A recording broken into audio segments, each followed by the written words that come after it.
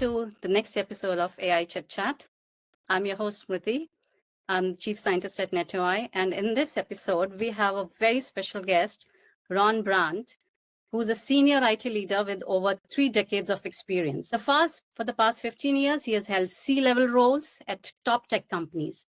He has been CTO at Deutsche Telecom, EVP at Exxon Enterprise, VP of Business Development at CGI, EPAM, and now Hexaware, where he has helped drive business transformation through cutting-edge technology.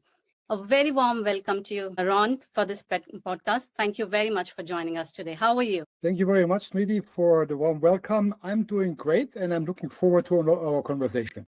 Awesome. Same here. Okay, so Ron, I remember I was looking at your LinkedIn profile, and there is something that I really liked, where you have said the language of the complaints start with they, but the language of the solution starts with I. And I know you have been a decision maker and a big risk taker throughout your career. And you have so much experience within IT and especially telecom. So my first question to you would be, how do you think has the telecom industry evolved over the last 5 to 10 years? Yeah, I think, looking at the telecom industry over the past 5 to 10 years, what we can see is a pivotal shift in the telecom industry. It's basically coming with the explosion of data and also with the rollout of new technology like 5G, where you really have now the conditions to do very interesting things on a mobile network or in a telecom environment. So the expectations from the customers are soaring quite a bit because they would like to have more bandwidth and more service and whatever. The availability and the scalability in cloud environments, AI comes into the picture.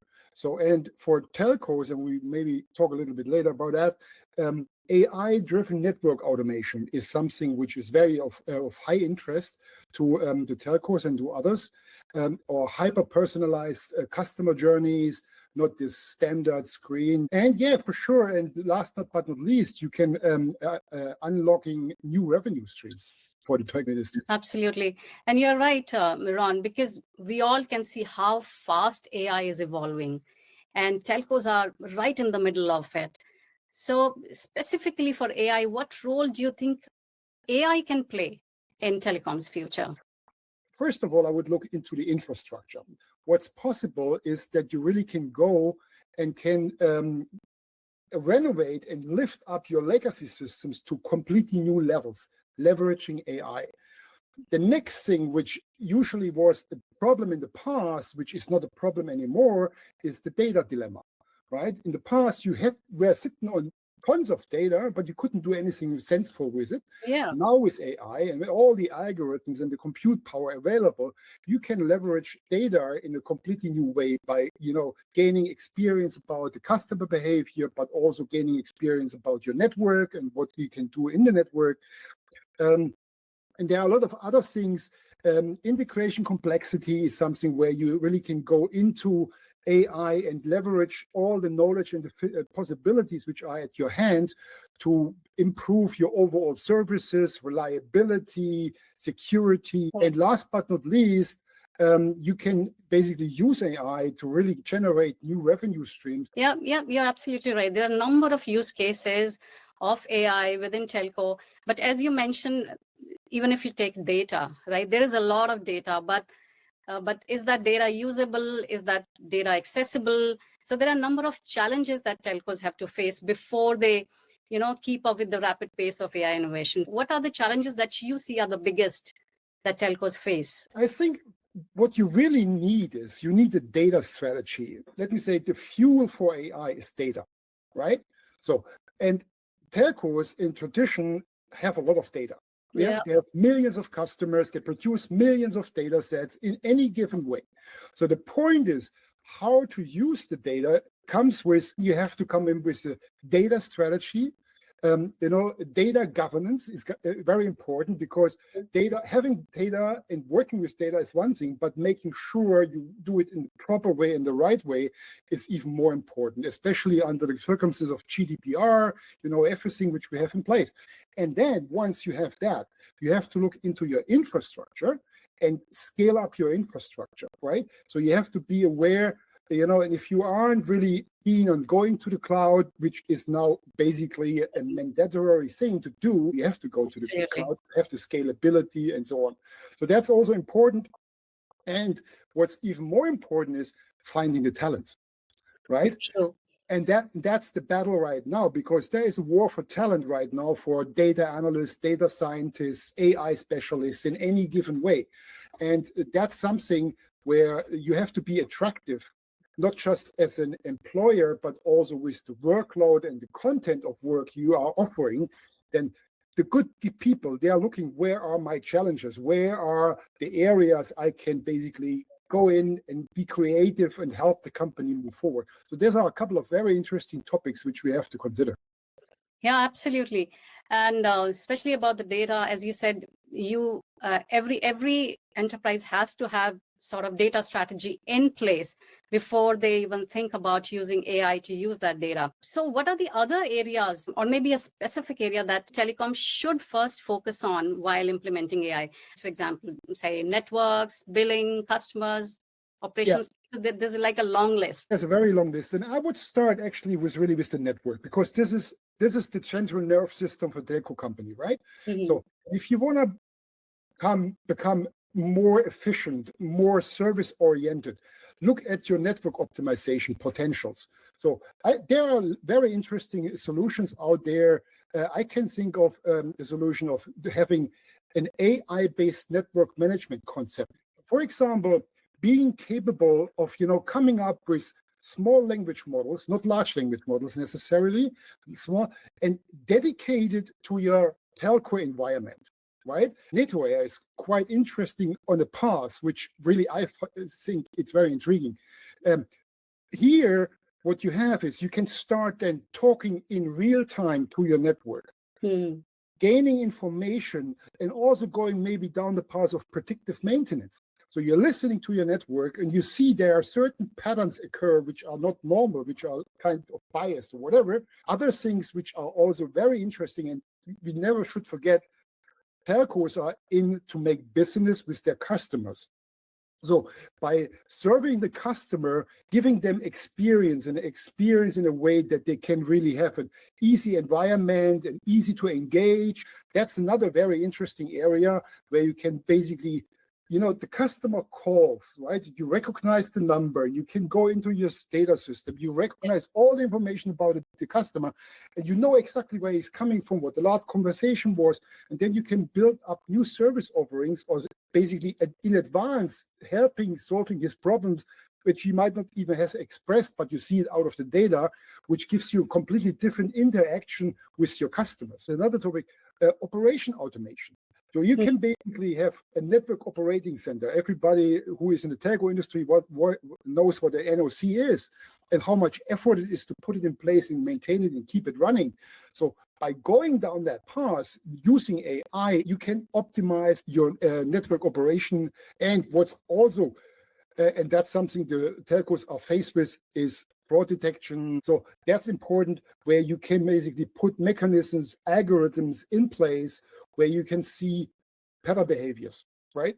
There is a bias in the behavior from the previous data, which I have from this particular customer, and you can act. And AI can be used not just for detection, also for prediction, so that you can predict something in advance and tell your customers or your clients that this is something that's going to happen. As you mentioned, that these small language models, we need them, especially for telcos. They need to be customized for telco use case, and NetoAI is working towards it. Thanks for mentioning it. Gaining customers is one thing. Keeping them is a more challenging thing. Absolutely, yeah. Resource management, dynamic intelligent resource management in the network. So, or you do hyper-personalized contextual engagements. So let me give you an example. Network slicing, this 5G network slicing comes into picture. Network slicing, campus networks. So you basically can use AI and all the data and the infrastructure possibilities to target certain services to certain customers at certain times, which is a completely new scene, right? Yeah. I can give you an example. You have a complex of a football stadium and a huge shopping mall, and some other areas. So, and they are all covered by 5G towers. So, and if all the people in the football stadium and in the shopping mall and wherever they are coming and using their mobile phones, you have quite a challenge in your network. But if you go into the football stadium, for example, you offer certain sliced services for instant replay of a goal situation. So customers can have their smartphone sitting in there because they have a certain contract with you where you get them services, quality services. You can have a completely different experience in sporting events or in cultural events, whatever you want. Mm-hmm. But there's a lot of dynamic and possibilities using technology, AI in combination to offer this kind of services. Yeah. So Ron, somewhere in the beginning, you also mentioned, data governance, and especially in the telecom industry where data is coming in every second, and there is so much data that the need for data governance and AI governance is even more, right? So how do you think telecom companies can make the most of their data while still protecting user privacy and following the regulations? What's important is you got to embrace, as a telco company, transparency, and you have to have clear consent with your customers. So it makes sure that you really let customers know what you're doing with your data, but in the same way, you give the chance to the customer at a push of a button, being able to see what kind of data do you have from me? And if I would like to make changes to my data or access to my data, it should be possible for me to do this very easily. Right now, a lot of telcos are far away from that. And as you know, GDPR says the customer has the right to get information about what kind of data are existing and what is the company doing. And if I request my data to be deleted, they have to comply to that, and they have to give me the proof. By getting AI into the picture, you can help consolidating data, finding data, and making sure that the data are treated in the right way. Because right now, most customers, they don't have any control, right? Even if they have the right to do that, but telcos have to live up to that. So robust data governance plays a vital role in that. So, and privacy by design is another thing. So by starting implementing and going down that technology path into the architecture, into the system setup, into the data treatment, into the data storage, that privacy by design has to go into that concept. And as we all know, the digital footprint of people is significant out there, right? And people mostly don't realize how much data they already leave out there. Yeah. So therefore, it's more important for companies like telcos to be aware of that situation and give the right treatment and the right messaging to the customers. Yeah, absolutely. So customers have all the right to understand and know how their data is being used by the AI systems, and also the kind of response that they are getting. They should be able to see the whole processing behind it, right? Step by step. You touched upon some really good points, Ron. Thank you so much for joining us today. But I would like to know if you have any final words for our viewers. Yeah, I'm responsible for business development at Hexaware. For us, it's very, very important to tell our customers we are a cloud and AI first service provider, service integrator, system integrator. So that's important to us, that we really also start listening to the requirements of customers. I know it's an overwhelming situation. You want to get all this new information to your customers, but be careful, because you can't bombard the customers all your knowledge, because they might be overwhelmed. Yeah. So you have to package this in digestible portions towards the customer. And I think we at Hexaware, we are very good at that. And yeah, I'm excited for the future. There are a lot of things coming. And as we all know, we are in exponential times. So that means we are just at the beginning of that period, right? And I just want to give you one little outlook, which is the combination, and what's coming up at the horizon is quantum computing. And the combination of quantum computing with an exponential increase in compute power, plus the chance to run even more complex AI algorithms, just that combination is so exciting for the future. So I can't wait for seeing that, even if quantum computing on a commercial level is probably a couple of years out there, but that's the future. And I'm looking forward to that. Awesome. The future certainly looks very bright, and good luck for your future endeavors, Ron. Thank you so much for this inspiring conversation and sharing such valuable insights. I'm sure it sparked new ideas. Thank you so much. And see you next time for more AI stories, ideas, and innovation. For now, bye-bye.